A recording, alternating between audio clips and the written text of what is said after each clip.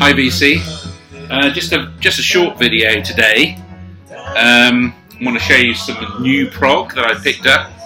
It's classic bands but new albums, and playing in the background the Steven Wilson mix of War Child by Jethro Tull. If I can find it, it's over here.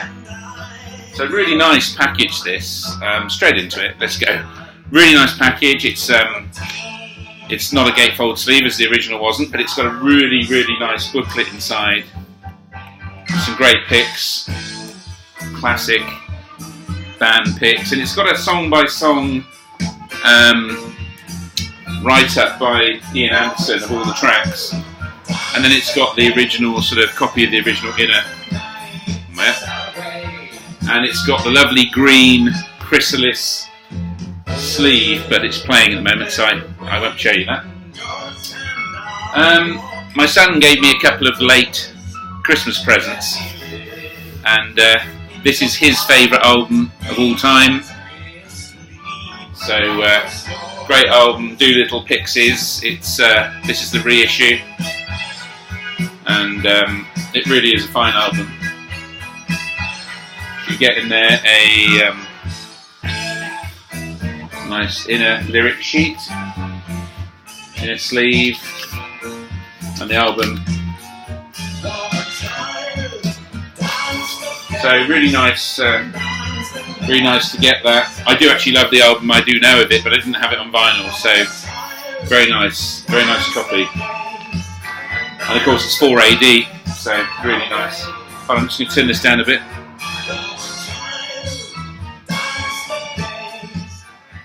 What you notice about this Steven Wilson mix is a lot of the instruments are much better separated. So you get a really clear. I mean, the album was well recorded anyway, I thought, but the mix just sort of brings instruments out, which are just fantastic. So very pleased with that. So my son also bought me the Arcade Fire album, the classic one, Neon Bible, which I'm also very pleased with. This is on double 180. Obviously, it's not a reissue because it came out like this. And the fourth side, I don't know if you can see that. Hold on, let's get it there. The fourth side is etched, but it's a classic album.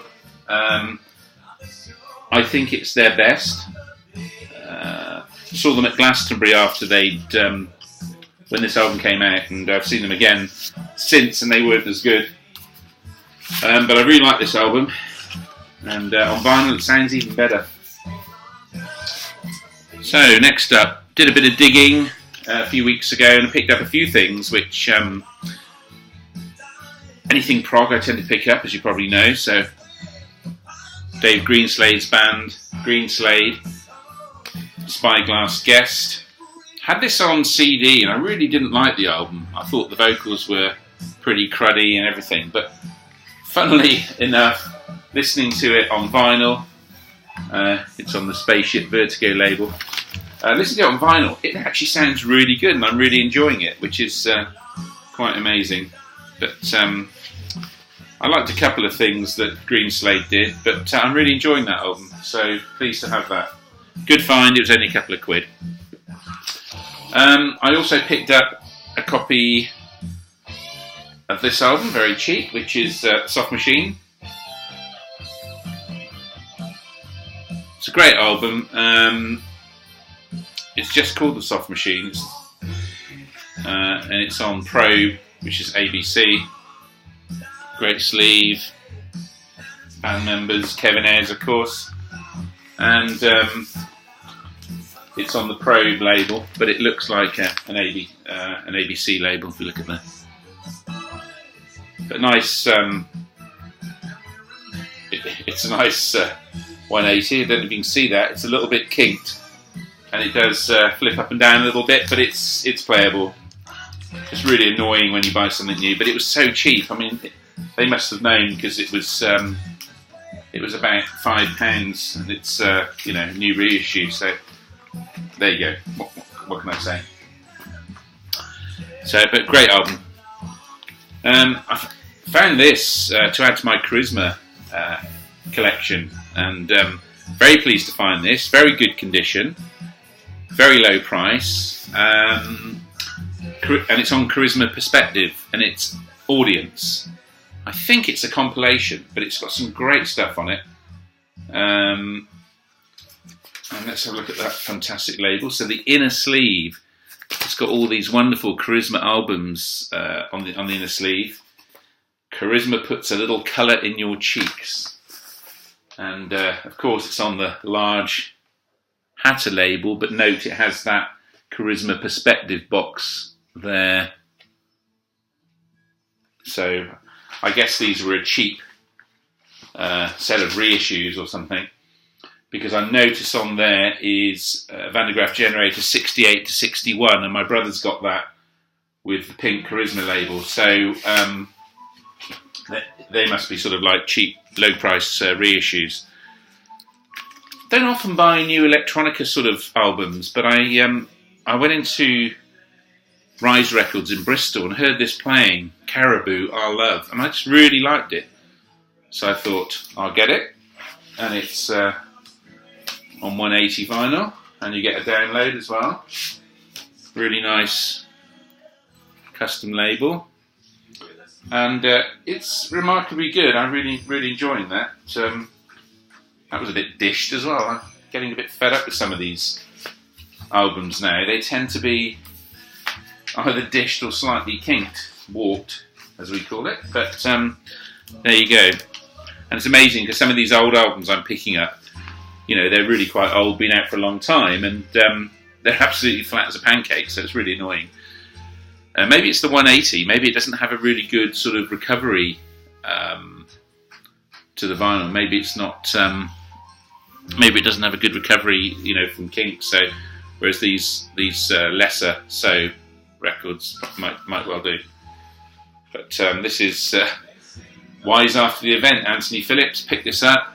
Really good sleeve, really nice quality, great condition, and this is on the Arista Records label. Not my favourite label, but very nice, clean copy, and certainly not warped in any shape or form. So very pleased to have that. Don't often see Anthony Phillips albums in the wild; they get snapped up. So very pleased to find a really clean copy of that one. I've got two now. I can't remember what the other one is, but that's the first of two.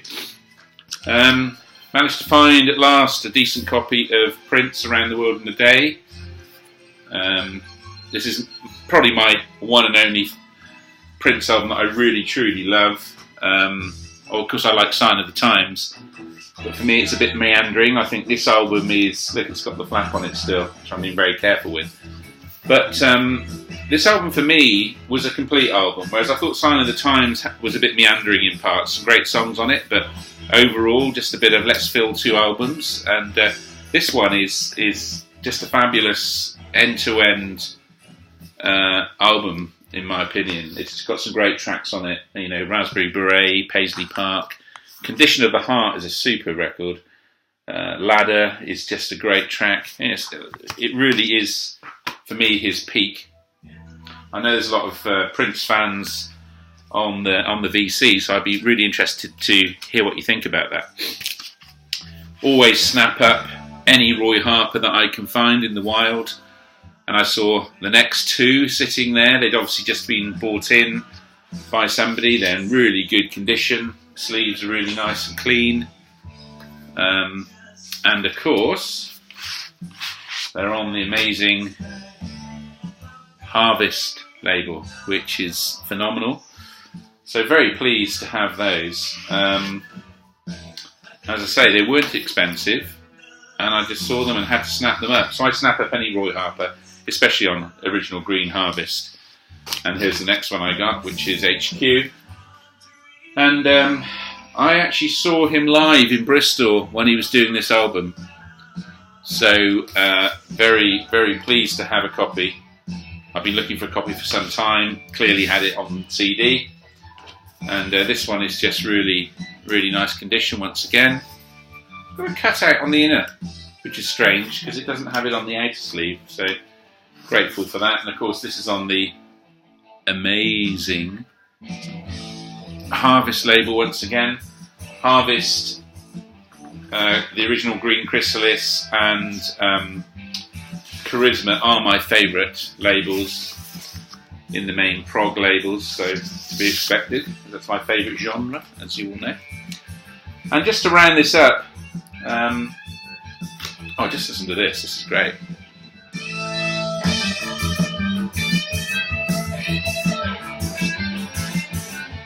So that's War Child in the background.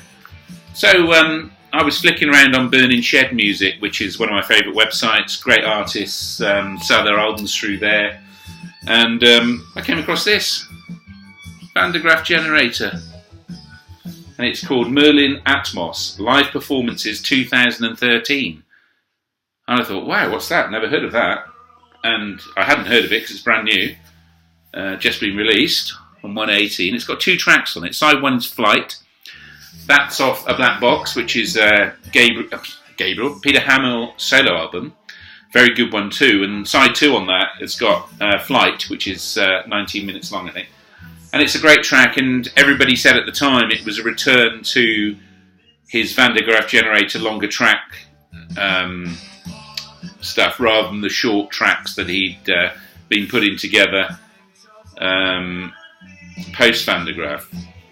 And then, of course, on side 2, it's Plague of Lighthouse Keepers.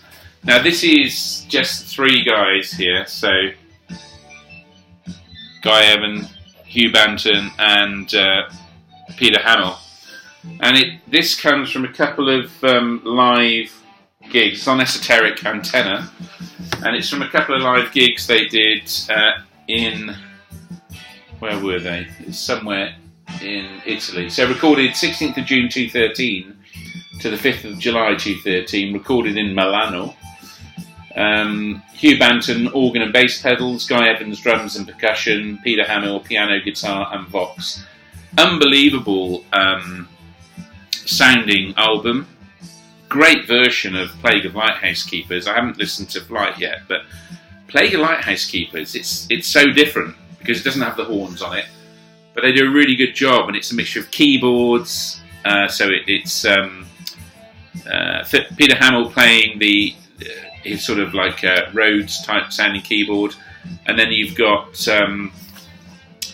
Hugh Banton playing organ and bass pedals, and just really rock solid drumming by Guy Evans. If you get a chance, go and listen to this sort of period. So it's 2013. This sort of period.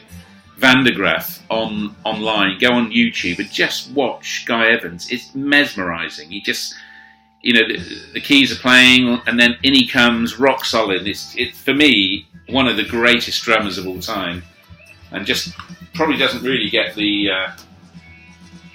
due praise that he certainly deserves. So there's one side, nice sort of blue colour, and the other side is an orange custom label.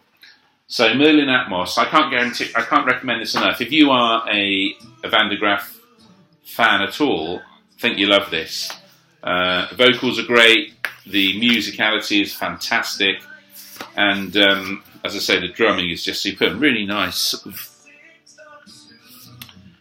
label there. Sleeve art there. Esoteric, really, really nice release. So. Very, very, very pleased to pick that up. I don't think it was that expensive, so can't recommend it enough. So, as I go on to listen to the end of War Child, keep listening, keep watching, I'll keep watching, and here's to a good 2015.